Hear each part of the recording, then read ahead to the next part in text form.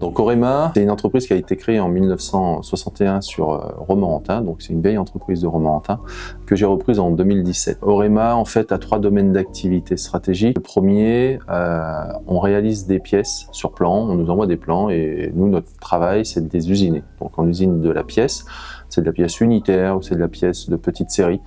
On travaille dans le domaine de la défense, dans le domaine du cosmétique, dans le domaine de l'optique, de l'électronique et du mécanique. En deuxième domaine d'activité, on a développé un petit bureau d'études. Ce bureau d'études, en fait, est chargé d'accompagner le client dans la conception des pièces. C'est ce qu'on appelle le design to make ou le design to cost, c'est-à-dire la conception des pièces pour atteindre soit un prix ou soit une faisabilité.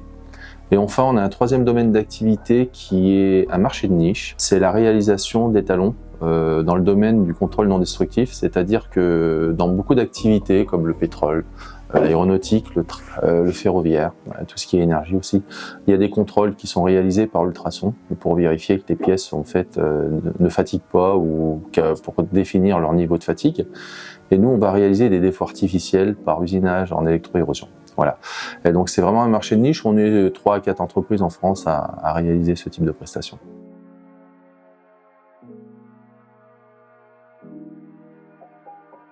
Alors, par expérience, moi, ce que j'ai constaté, les techniciens d'usinage qui sont chez nous, j'ai envie de dire qu'il y a tout profil. Il n'y a pas de vérité, en fait.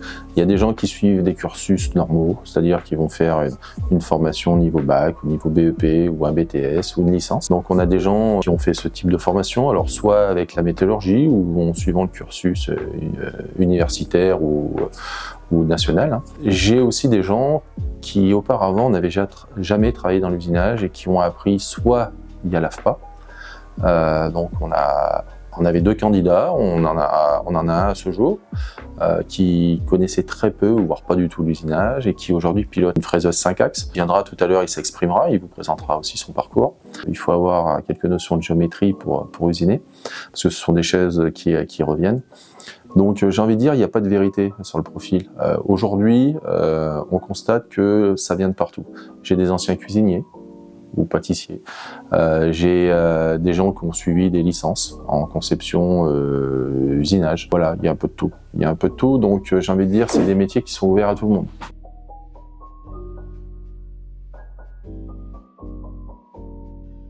Bonjour, je m'appelle Kevin Ringuedet, 37 ans. Je suis actuellement fraiseur 5 axes chez Orema à Romorantin. Le métier de fraiseur, en gros, chez Orema, on part d'un plan de pièce plus ou moins complexe avec différents outils. On va venir usiner cette pièce, souvent taillée masse, dans des matières différentes, aluminium, inox ou d'autres métaux. Et on a des tolérances, des codes précises à respecter, sur lesquels on va avoir un contrôle assez strict en général. Et le principe, en gros, c'est ça, c'est partir d'un plan, suivre un cahier des charges, élaborer une stratégie d'usinage et finir une pièce qui rentre dans le cahier des charges, que ce soit en tolérance ou esthétique, selon la demande du client. Et le faire dans les délais impartis. J'y vais. Donc un tour, en fait, c'est une machine qui va usiner à la fois soit des barres ou des lepins, enfin des bouts de matière coupée. Donc la pièce tourne, les outils sont fixes, contrairement au fraisage. Le fraisage est l'inverse, la pièce est fixe, mais l'outil tourne sur lui-même. C'est quelque chose qu'on va acquérir sur le terrain, en fait. On en apprend dans différentes sociétés déjà, parce que tout le monde ne travaille pas de la même manière, ne fait pas forcément les mêmes matériaux, va pas usiner forcément les mêmes matériaux. Et l'approche, après, n'est pas forcément aussi la même. C'est enrichissant de bouger un peu aussi, c'est pas mal. La chose, c'est d'éplucher le plan, déjà, oui. Bien lire son plan, voir les points sensibles qu'il va y avoir en précision ou autre chose. Par exemple, comme là, j'ai fini ce matin, des pièces, on me demandait une planéité qui était assez serrée. Ça, faut l'anticiper, c'est pareil. Ça, c'est aussi un peu l'expérience qui va parler.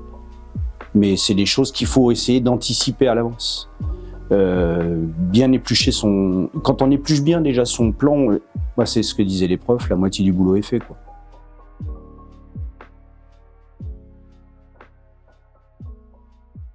Alors, grosso modo, moi en parcours, j'ai commencé par chercher un peu ma voie. Je suis parti du collège, j'ai fait un BEP horticole sur lequel j'ai arrêté tout de suite et je suis passé à travailler tout de suite en intérim dans divers travaux, que ce soit, enfin, l'usine, rien de passionnant. Et après, j'ai cherché ma voie et j'ai plus ou moins trouvé l'usinage qui correspondait aux critères que j'attendais. Du coup, j'ai entamé une première formation en tant qu'opérateur régleur chez l'AFPA, chez l'IFCAP, et du coup, suivi de cette formation, j'ai voulu faire le niveau au-dessus qui est technicien d'usinage, donc programmeur. J'ai donc fait une deuxième formation et c'est là où je suis rentré après chez Orema et j'ai évolué d'année en année de fraisage 3 axes à fraisage 5 axes, etc.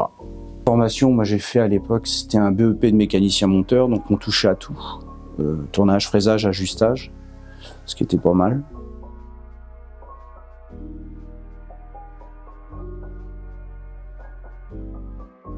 Donc c'est la passion qui prime chez nous. On a des grosses valeurs. La valeur humaine est importante pour nous. Voilà.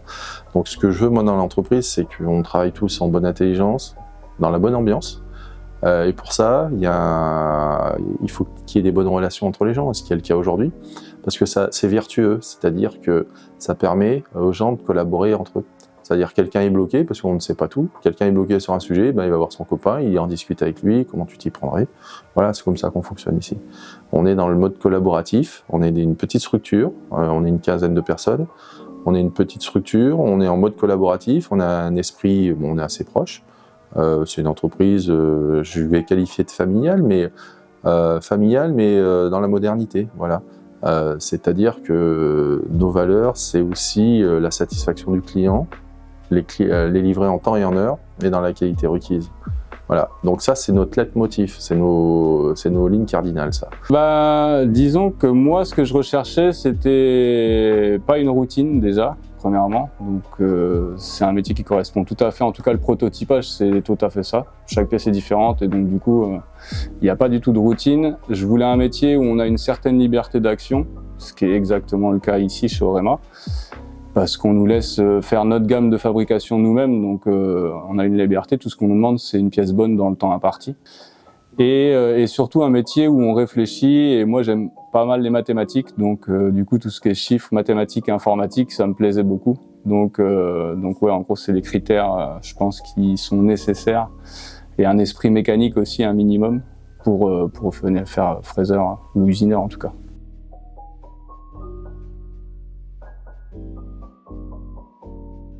Moi j'aime bien, ouais. Je regrette pas ma reconversion professionnelle.